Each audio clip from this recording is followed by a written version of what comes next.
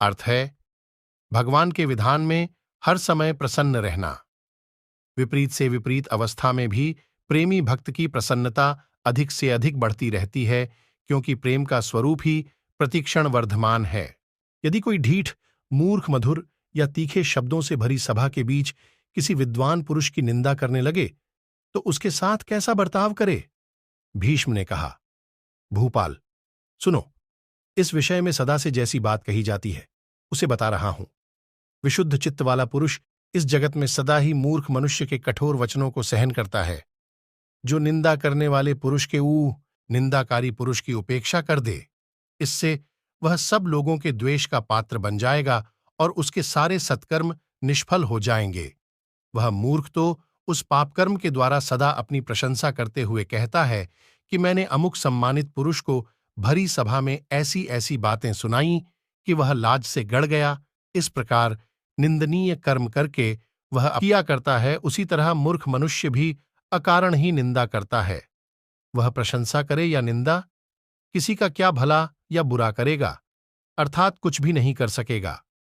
यदि पापाचारी पुरुष के कटुवचन बोलने पर बदले में वैसे ही वचनों का प्रयोग किया जाए तो उससे केवल वाणी द्वारा कलह मात्र होगा।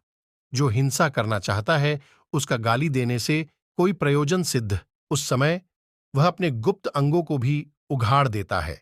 इसी प्रकार जो मूर्ख अनुचित आचरण करता है वह उस कुचेष्टा द्वारा अपने छिपे हुए दोषों को प्रकट करता है।